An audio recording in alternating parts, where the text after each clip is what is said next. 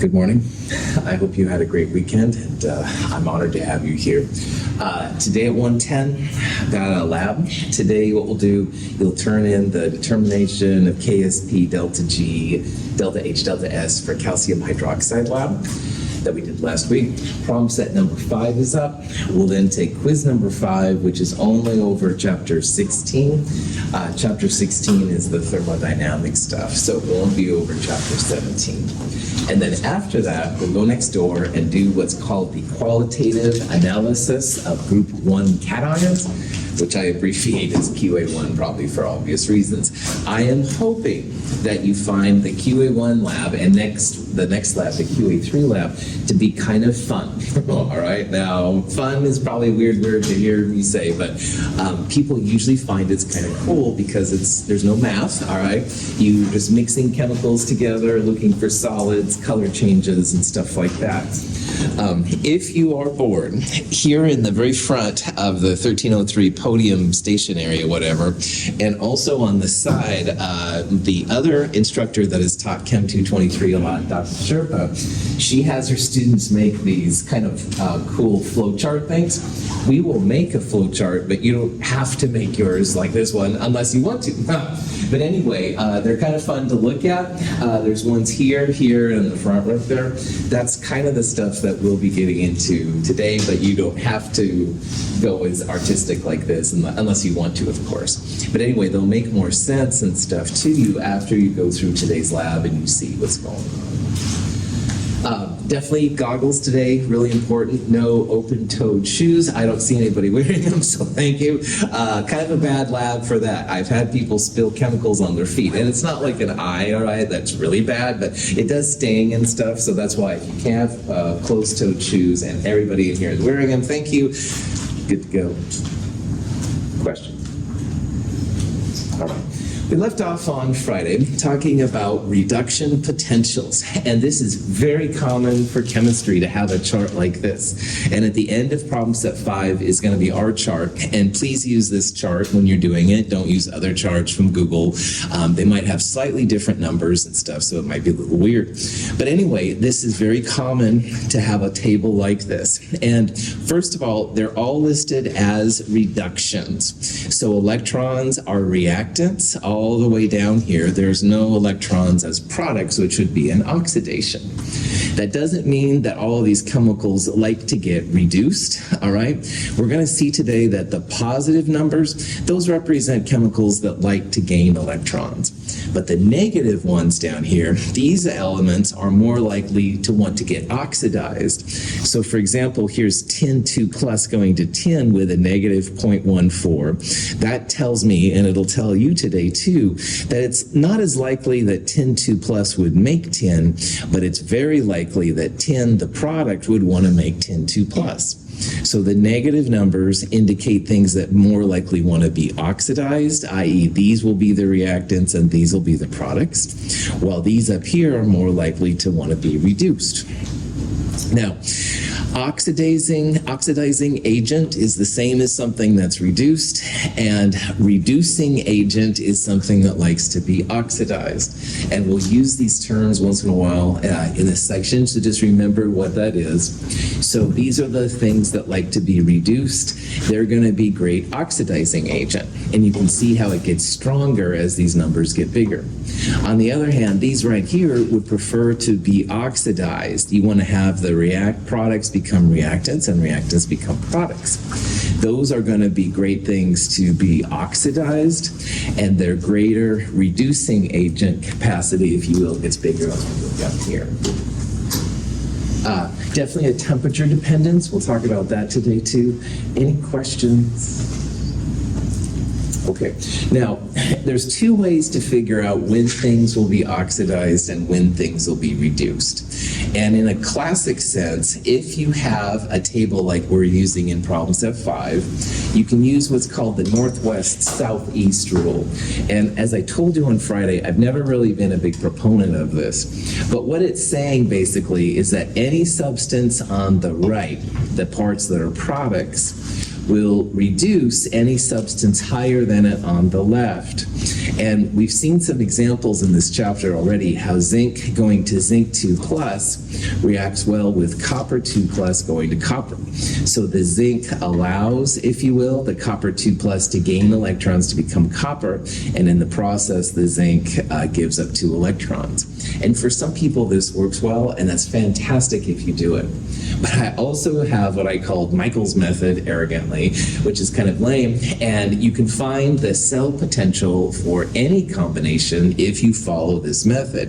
And this is what I do. I don't like that northwest-southeast thing, even though the southeast is cool and the northwest where we live is cool, but that's neither here nor there. So let's say you wanted to find the cell potential for this reaction right here. Aluminum going to nickel 2 plus, aluminum nickel 2 plus, excuse me, going to aluminum 3 plus and nickel.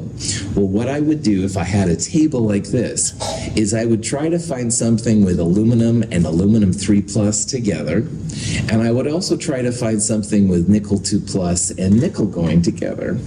So if you go down this list, and sometimes they pop out at you more than other times, here's nickel 2 plus going to nickel, all right? So we're going to use this equation as is. We're not going to do anything there. And if you look a little farther down here, here's aluminum and aluminum 3 plus, but it's not the way we want it, all right? Aluminum is different than aluminum 3 plus, and this has aluminum 3 plus going to aluminum. So if you look in the table, the nickel 2 plus going to nickel is good to go. We want nickel 2 plus as a reactant. We want nickel as a product. We're not going to worry about that one at all. But this one is the reverse of what we're looking for. All right, there's a big difference between aluminum 3 plus and aluminum, and we want regular aluminum as a reactant and aluminum 3 plus as a product. So what we're going to do is we're going to flip that aluminum reaction around. And if you do that, you change the sign of E. So what was a negative 1.66 becomes a positive 1.66. If we flip this one around and made nickel a reactant and nickel 2 plus a product, we would make it positive 0.25 volts. And then if you have the nickel one, which is good to go, and you have the aluminum, which is good to go, you can literally add those cell potentials together. So 1.66 minus 0.25 volts, that will give you the overall cell potential, which is 1.41 volts. Now, notice my note down here. Aluminum has 3 electrons, nickel has 2. And to make all the electrons balance out, we need to have weird stoichiometries. But I didn't multiply this reaction by 2, all right, which is what we need in the overall equation. And I didn't multiply the nickel by 3. At this level, just add the cell potentials together. I'll tell you when you can use those electrons when we find delta G later, but at this level, literally just add cell potentials together. It could be 10 aluminums and you'd still use 1.66 there. Any questions? Okay, so here's another example. We've got silver plus and silver. We got copper 2 plus and copper. These are listed as reductions, so these would be on the table as is. But in our example here, we want copper metal and silver plus. So again, it's really important. Copper is copper solid, and that's different than copper 2 plus, all right? So this is what we want to have. We want to have this react with silver ions. So there's a couple different ways you can do this. So here's the 2 reactions as is, but again, we want copper as a reactant. We don't want copper as a product. So what will be the E naught value that we're going to use when we flip this around? Negative, that's right. Instead of being positive 0.337, it'll be negative 0.337, all right? So you flip the copper around, the E naught gets a negative now because we have flipped it. You can add it to the silver as is. Again, you don't have to multiply this by 2 or anything like that. So it's 0.8 minus 0.337. That's 0.46 volts here. The balanced reaction would be copper plus 2 silver pluses, making 2 silver plus copper 2. And like we talked about when we balance things, the overall charges on both sides have to be equal. So positive 2 on the reactant side, this is 0. Balance is positive 2 from the copper, this is 0. Balanced reaction. This weekend, Lynn went a little crazy. She came into the lab and she made this reaction with cadmium and cadmium 2 plus and iron 2 plus. I'm sure she wore her safety glasses. No, seriously. She figures this out and something starts to happen, but then she goes, wait a minute, what did I just do? And sometimes it's fun to just play with things, all right? And I am the best person for that too, so don't worry about it. So this is another kind of question you might have. You have a functioning cell, all right?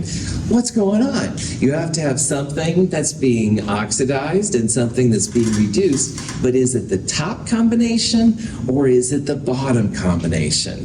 Is cadmium going to cadmium 2 plus or is cadmium 2 plus going to cadmium? And the same thing up here, is iron 2 plus going to iron or is iron going to iron 2 plus? This is kind of the thing you might want to have. And the punchline here is that when you use those half reactions, make sure your E cell value is a positive number. All right, and then you're good to go. Positive numbers, we're going to see, means that something's happening. So Lynn looks up the values from the tables, which are all listed as reductions. Iron 2 plus goes to iron, minus 0.40. Cadmium 2 plus goes to cadmium, negative 0.44 volts. Here's the punchline.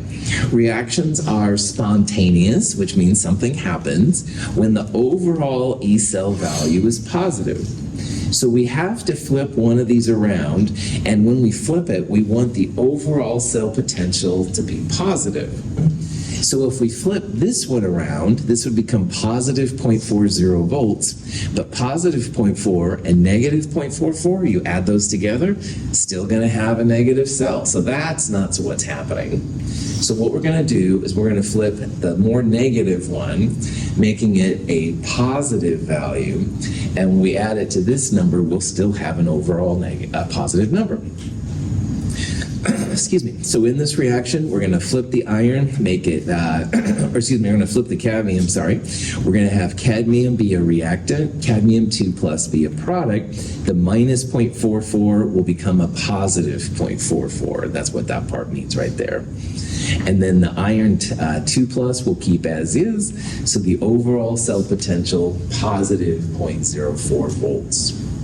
So what Lynn was ending up doing is she was taking the iron 2 plus and making iron metal, and cadmium was being oxidized into cadmium 2 plus.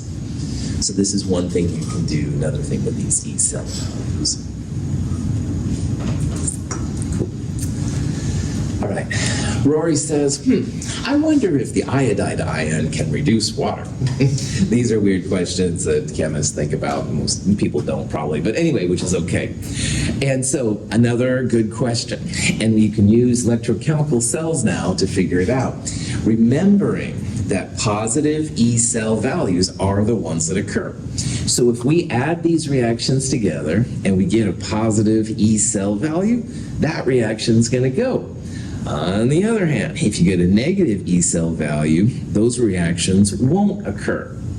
So, iodide going to iodine gives off 2 electrons, and those 2 electrons can, in theory, add to water to make hydrogen gas and hydroxide. So here's the overall reaction. Iodide is reducing water. It's giving the electrons to the water so the water can be reduced to make those kind of things right there. And when you add those cell values up, not going to happen, all right? And for better or worse, this is a good thing, man, because you need some iodide in your diet. This is why they put iodide in salt and stuff like that. And if iodide starts reacting with your water, your poor human body, which has a lot of water in it, gets some iodides, all of a sudden you've got hydroxide running around, which is strong base. You don't want to have that, man. So this kind of makes sense, but it's a good thing you can ask. So negative voltage is that it's less not likely to happen, and positive. Okay. Yes, that's right. So Jacob brings up a good point. The negative number right here means that by default, spontaneously in my world, iodide and water don't react to make iodine, hydroxide, and hydrogen. All right? Your iodide cannot reduce water. Good. Donovan says, though, that sounds like that might be kind of fun to try. Maybe I want iodide to reduce water. Well, it's not impossible. Now, in the whole world of thermodynamics, this positive number, the negative number, means that this reaction won't occur by default. But if you can take the positive voltage from something that will occur, all right, like zinc and copper 2+, making copper and zinc, for example, you can steal some of that electron potential and add it to this reaction. So you can make the iodide and water react. You can make it spontaneous, but you're going to have to add some voltage to it. What's more likely to occur is the reverse reaction, all right? Iodine and hydroxide and a little hydrogen gas, oh yeah, that's going to make iodide and water. But as written, this minus 1.363 volts won't happen. Okay, so here's a question you might see. It's a yes/no answer. More info doesn't work here because, of course, you can do it. And it just says, will mercury reduce 10(2+) to 10?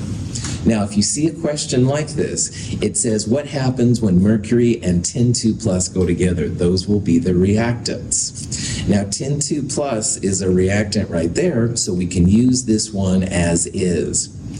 But mercury, as you can see, is a product here. It's not a reactant. And again, mercury 2,2+ is definitely different than mercury liquid. So what are we going to do to this E cell value? Flip it, absolutely. We're going to reverse it. So the mercury becomes a reactant, which is what we want. Mercury 2+ and 2 electrons will become products. Remember, you have to have something oxidized and something reduced to make this happen. What will the sign of the flipped reaction be? Negative 0.79. And if you add those together, you get an even more negative number. Not going to happen. Naturally, spontaneously, all right? You can make it happen. We'll talk about that here in a little bit. But you don't, by default, this reaction won't go. Questions? So let's go back to the question I was babbling about. Donovan says, man, I really want iodide to reduce water. Cool. Spontaneously, it's not going to happen. All right, that's what that negative number says. It's not going to occur. We put the pieces together. Lynn had good luck putting her thing, getting it to work. This one just sits there. It's like a dead battery, all right? But it's a battery, all right? So sometimes, a lot of times, these kind of reactions, you can force them to happen, but you need to have external voltage. You need to have another spontaneous reactions voltage applied to this non-spontaneous reaction, all right? You might be able to literally just plug it into a wall outlet, all right? But you could also use another chemical thing that provided 1.363 positive volts, or 1.4 volts, just to be on the safe side, you know? So this is another kind of possibility you could do with electrochemistry. You can make these non-spontaneous reactions spontaneous if you apply positive voltage.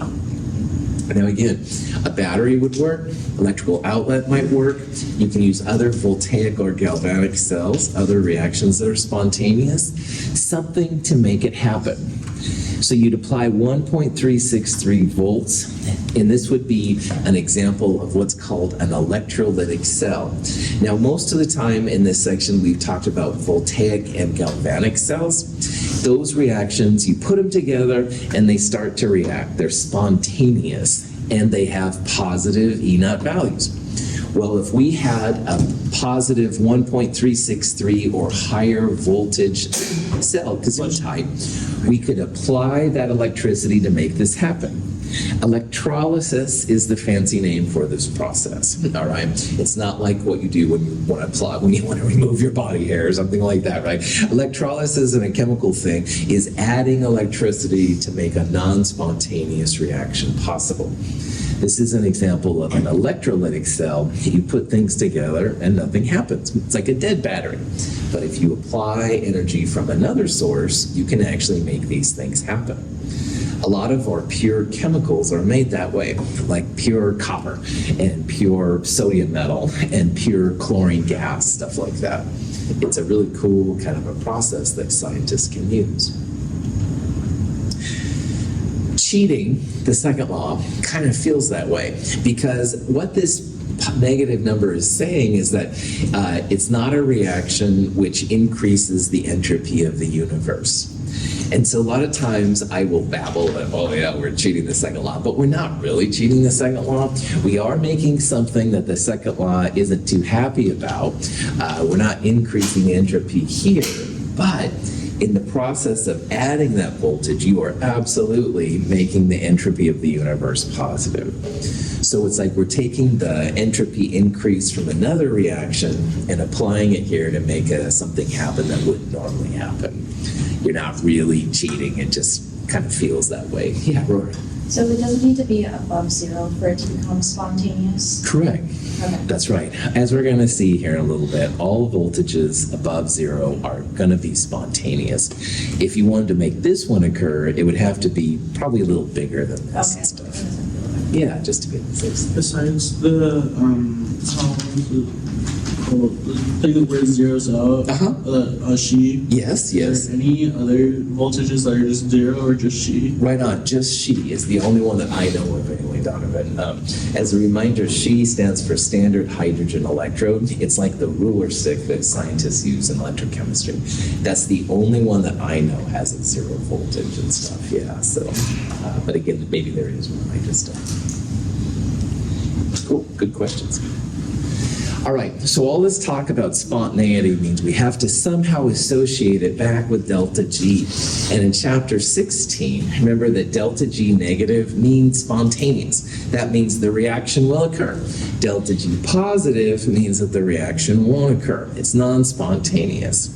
So this is an equation which is super important for electrochemists. It relates delta G to E. Now, I've been talking how E values have to be positive to make them occur. Well, a positive E times a negative here makes delta G negative. So these still all apply right here. Minus NFE equals delta G. F is a constant called the Faraday constant. No /memorize /put on your cheat sheet this number because we'll use it a lot. And make sure that you use all 5 sig figs. Don't use less and stuff like that. The units for it are coulombs per mole of electrons. Coulombs is a way to measure charge, how much negative charge usually is applied, but it can be for positive as well. And it's kind of cool, named after Michael Faraday, who was definitely a tinker, it sounds like, when it comes to science, but he did a lot of really cool things. Interesting. N is the moles of electrons transferred. So earlier when we did like aluminum and tin or whatever it was, I told you not to, or nickel, don't multiply the aluminum by 2, don't multiply the nickel by 3. You will use those numbers when it comes to finding delta G. And we'll talk about that here in a little bit. But why this is cool is if delta G is negative, those are the spontaneous reactions, the ones that are going to occur. And that negative sign times here means that you're looking for positive E values to be spontaneous. So positive voltages imply negative delta G. On the other hand, that iodine reducing water thing had a negative E. Negative times negative makes this whole part positive. Negative E's are like positive delta G's. They don't happen. So this just justifies why, as electrochemists, it's a lot nicer to have positive E values to make things happen. Now, if you have a product-favored reaction, all right, product-favored reactions mean a couple of things. They mean, first of all, that E is going to be greater than 0, all right? Greater than 0 means delta G is going to be less than 0. It's going to be a negative number. So if you want a reaction to just come together and work, you want to look for negative delta G's and or positive E's if it's a redox reaction. Reactant favored or the opposites and stuff, they'll have positive delta G's and negative E's. E's will be negative. Oh, who is this? Tara is saying Faraday can go to hell. Terrible. Faraday is really important. I don't know why this person had this line. Maybe it was just a random meme, but I was cracking up. I have a weird sense of humor. Anyway, Faraday is really important. Yeah, the Faraday constant is the way you go from E to G or vice versa. As I said, I'm not really sure why someone had a problem with the Faraday. So, anyway, questions? Okay. So, here's a question that you might ask. You can actually try it, or you can just talk it with me through, which is fine. Here's delta G. We want to find delta G for this value of E. All right. Now, E is this number right there. We've got that right there. F is the Faraday constant, 96,485. N is what I really want to talk about here. N is the moles of electrons transferred from the reactant to the product. And you can use either one. So the 10-2 plus is gaining 2 electrons to become 10-0. And the vanadium is losing 2 electrons, oxidized, to become vanadium 2 plus.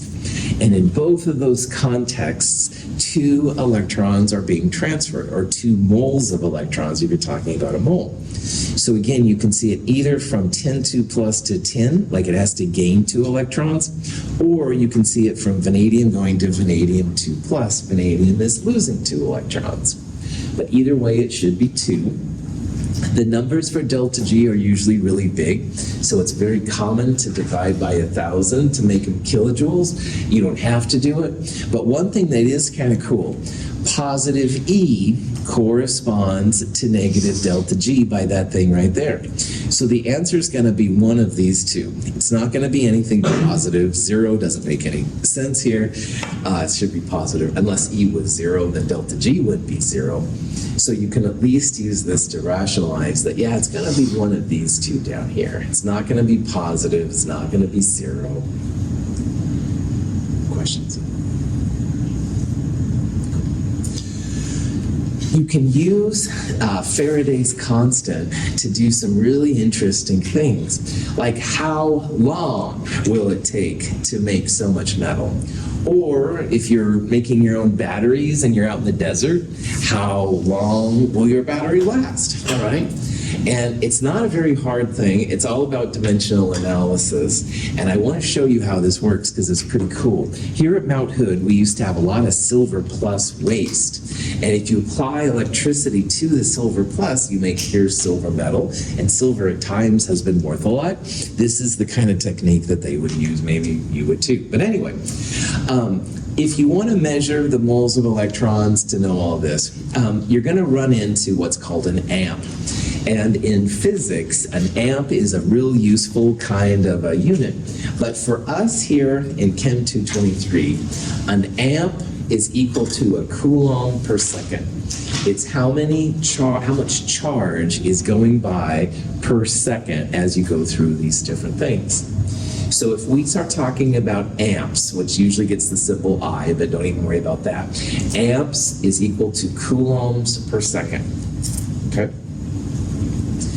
So this is the kind of question you might see. We've got a current of 1.50 amps. Stop right there, cross the amps out, and put coulombs per second in, all right? Then it says that it's flowing through a solution of silver plus, and you can see silver plus is going to silver, and 15 minutes total. The question is, how much silver metal is deposited? Now, if you look at the units here, you can turn minutes into seconds. Seconds can be turned into coulombs using the amp. We talked earlier about the Faraday constant, 96,485. That's coulombs per mole of electrons. So you can go from coulombs to mole of electrons. And in this reaction, you need 1 mole of electrons to make silver plus equal to silver. So you can kind of follow this progression through.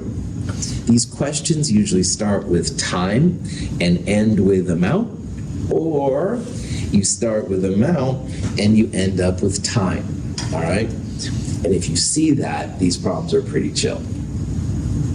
So 1.50 amps, just cross the amp out and think about it as 1.50 coulombs per second. This thing is going for 15 minutes.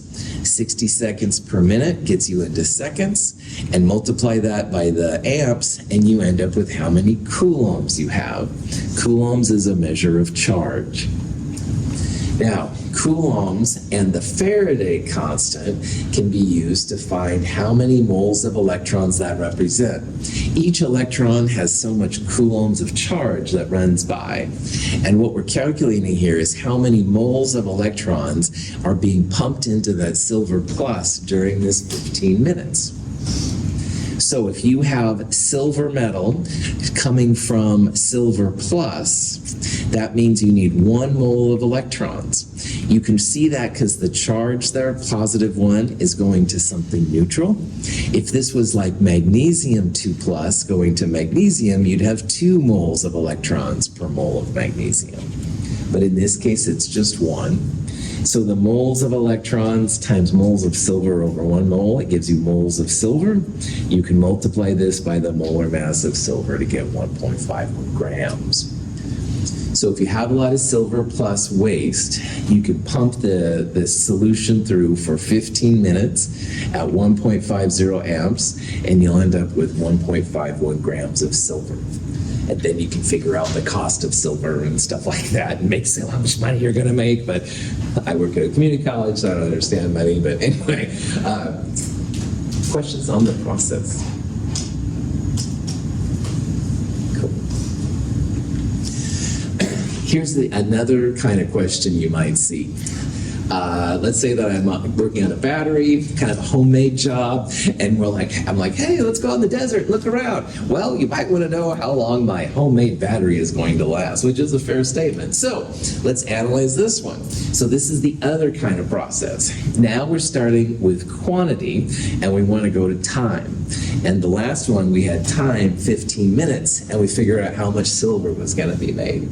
So it's going to be kind of the opposite of last time. Now, lead is going to a lead-2 sulfate, and that means that 2 electrons are being kicked out of the lead then to make this Pb2+. So we're going to start in this case with the grams of lead, and we're going to move it on over to time, see how long this battery is going to last. So 454 grams divided by the molar mass of lead gives you 2.19 moles of lead. Every mole of lead needs 2 electrons, or I guess a better way to say it, every mole of lead gives off 2 electrons to become lead-2+. So there's 2 electrons per mole per lead. In this case, we have 4.38 moles of electrons. The Faraday, 96,485 coulombs per mole of electrons, times the moles of electrons gives you how many coulombs you have. And remember, the amps is coulombs per second.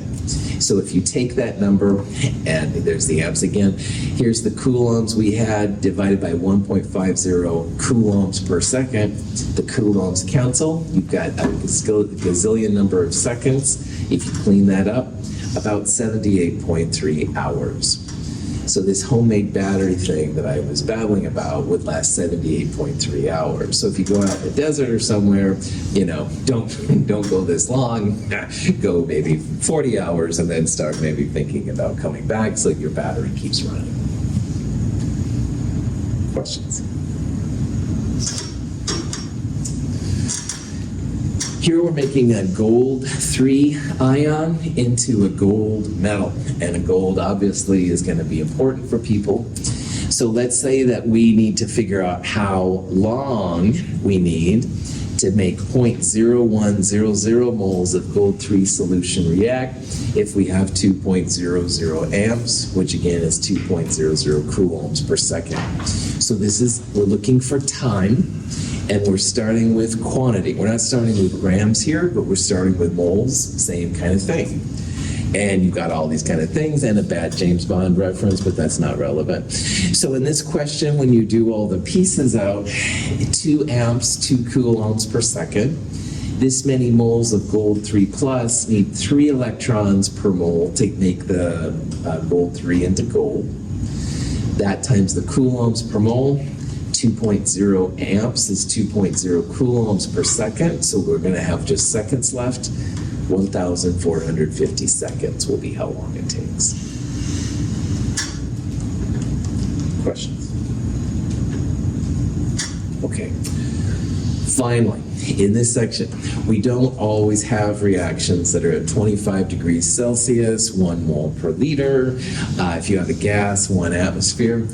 So if you have non-standard conditions, you have to use what's called the Nernst equation. This is an ugly equation, but it is a plug and chug equation for what it's worth. E, which is the cell potential under non-standard conditions, is equal to E naught. This is the cell potential that you use those redox tables to find, minus RT over NF natural log of Q. R here is the gas constant, the energy gas constant, 8.3145. Kelvin temperature, Faraday constant, standard cell potential. N is the moles of electrons transferred we just saw. And Q is the reaction quotient, products over reactants. So in a kind of problem like this, you can have weird temperatures, and you can have anything weird that goes into a reaction quotient. Could be moles per liter, it could be atmospheres of gas, if it's a KP. Anything weird will go in either Q or T. And so this is pretty handy for electrochemists. I did some work where we were doing a cell potential. It was about 40 degrees, just a little higher than 25, which is standard. And amazingly, pumping it into Nernst equation actually made the values come out better. So it is important. It's kind of an ugly beast, but it's nothing you can't handle and stuff. And I want to make that very clear. So this is the Nernst equation. There's a handout if you're curious about more information as to what's going on. But it's just a plug and chug kind of thing, and there's nothing too crazy. Questions so far? Okay. A zinc copper cell shows a potential equal to the standard potential of 1.10 volts when both zinc and copper are in solution at the same concentration.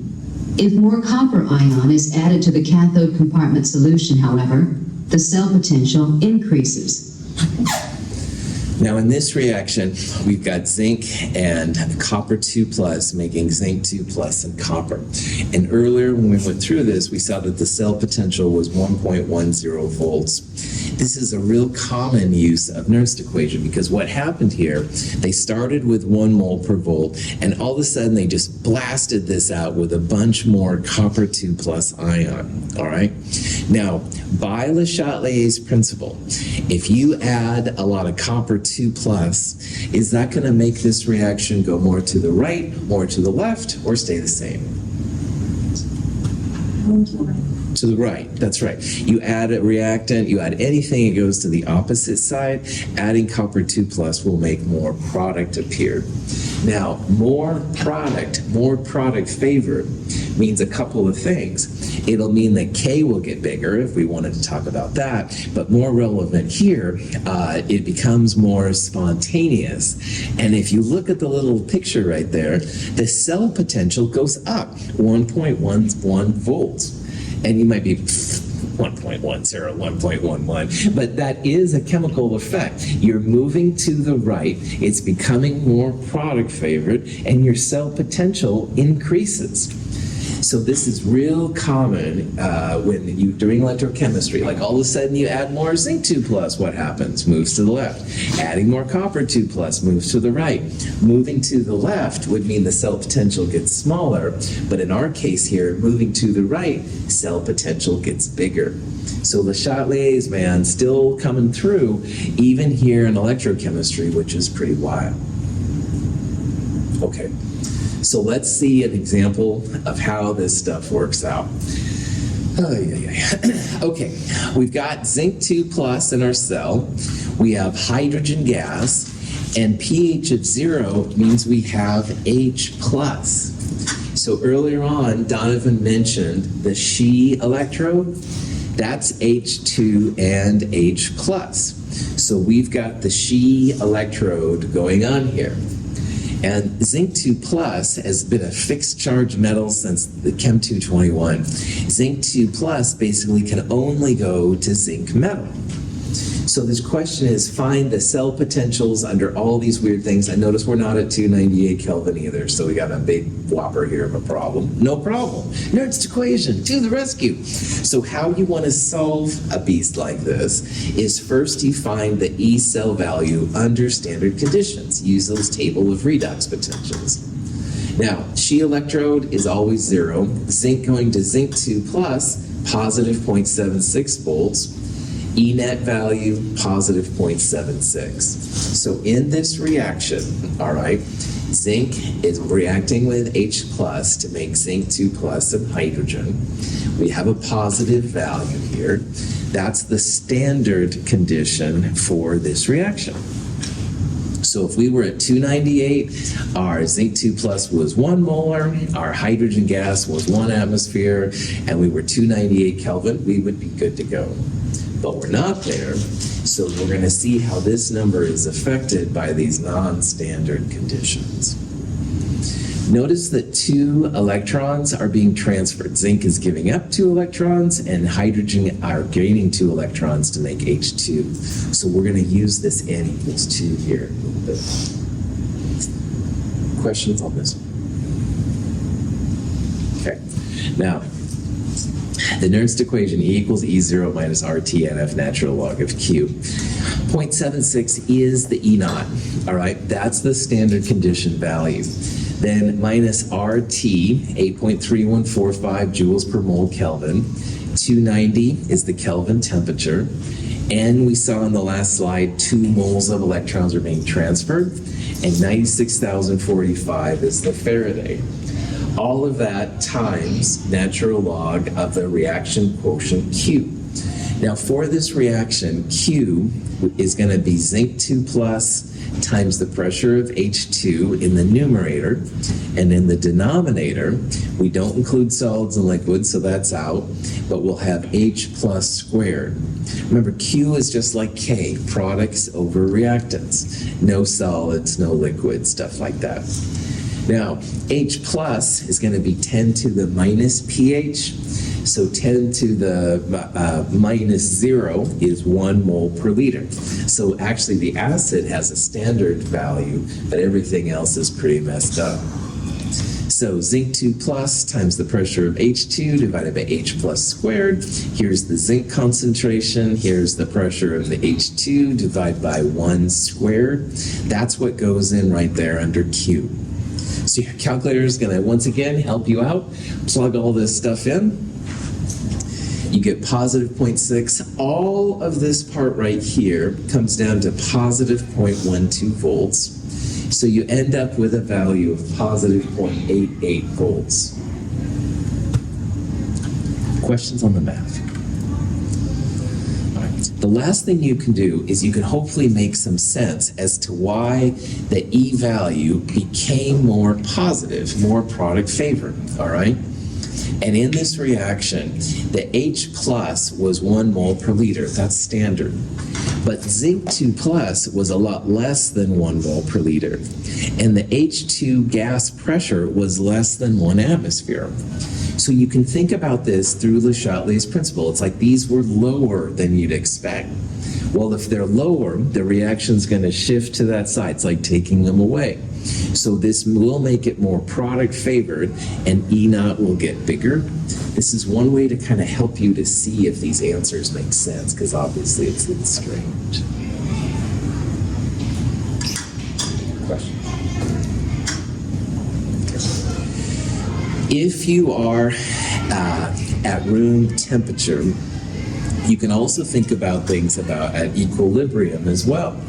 And there's another equation you can derive where E's naught equals RT over NF times natural log of K. And why this is cool, I guess, is that equilibrium constants, K, also can be related back to E naught values. Woohoo! If you are at room temperature, then R, T, and F are all constants. N is always going to vary depending on how much you have. So E naught equals 0.0257 divided by N times the natural log of K. It's only for 298, but you can find equilibrium constants based on your E cell value.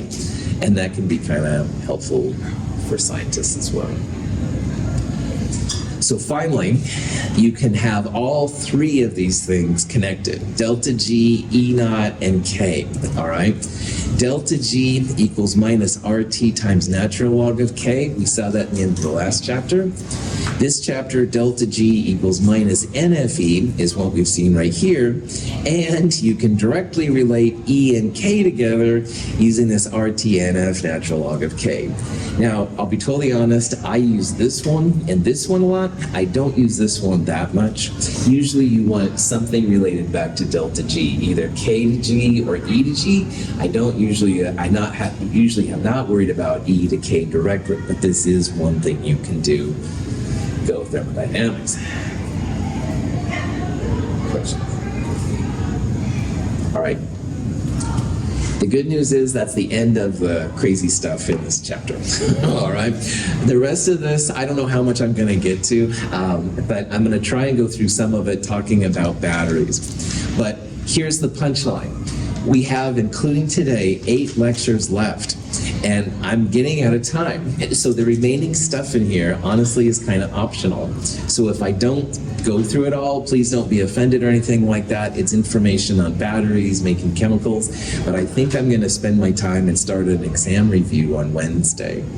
So let's talk about batteries real fast. You can have primary and secondary, things like that, which are really cool. And of course, batteries are super important for all scientists. Primary batteries have reactions that can't be recharged. This is the standard kind of like penlight AA, AAA batteries, a lot of 9-volt batteries and stuff like that. Most of them involve some kind of lead in some place or another. In an alkaline battery, zinc metal at the anode releases 2 electrons to form zinc oxide under basic conditions. The 2 electrons are transported to the cathode, where manganese dioxide is reduced from the +4 to the +3 oxidation state.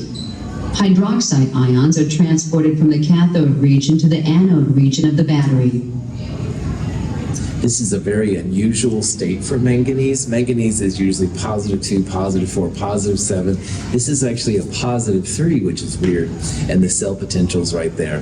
One thing I'd like to get across, though, about batteries, man, don't just throw them on the ground, all right? These batteries have really strong bases, sometimes acids in them, and a whole bunch of heavy metals. It's best to recycle them or give them to Metro if you have the ability, but at the very least, man, get them thrown away, all right? Don't leave them just in the ground because they leak and stuff after a while. A lot of bad, crazy stuff in the environment comes out. So once in a while I'll see batteries and just throw it away on the ground. I'm like, anyway, you all know. Don't throw your batteries away around me anyway, just on the ground. And the garbage is okay. Anyway, little zipper button batteries, they call them sometimes. This is the chemicals and stuff involved. And again, lots of metals and stuff involved. This one has a lot of base inside, so don't be throwing these away on the garbage. You know, throw them in the garbage and stuff. A mercury battery is very similar to an alkaline battery. In this case, zinc is oxidized to form zinc oxide, while mercury 2 oxide is reduced to form liquid mercury. Hydroxide ions are transported from the cathode region of the battery to the anode. These are used a lot as well. They have mercury in them. I think we can all understand that mercury is not something you want to throw away. A 12-volt automobile battery is actually made of 6 cells connected in series. Each cell produces about 2 volts by the reduction of lead dioxide at the cathode and the oxidation of lead metal at the anode.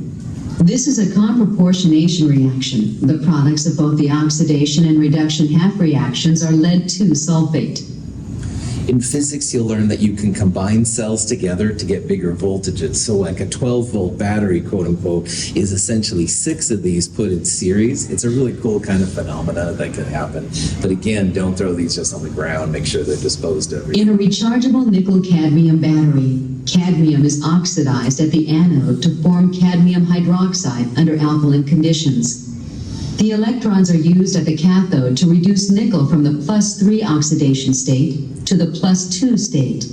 The products of each half reaction adhere to the electrode surfaces. Application of an external current to the battery can reverse the reactions, oxidizing the nickel back to the +3 state, while reducing the cadmium hydroxide to metallic cadmium. Certain reactions are reversible. You can add a voltage from a source or whatever, and the reverse happens. This is the process behind a rechargeable battery. We all use rechargeable batteries and phones and stuff like that. Pretty cool. Again, lots of metals, lots of base and stuff like that. Don't be throwing them away just for fun. This is the lithium battery, which is basically used in everything. Pretty powerful. Again, wild kind of reactions here and stuff that aren't real standard for different things. One thing I should tell you about electrolysis. Oh yeah, you can make all kinds of cool chemistry happen. Come on. Where is he? Come on. Charles Hall, which is part of come on, man. He was told by his chemistry instructor, he went up to his chemistry instructor and goes, how can I make lots of money?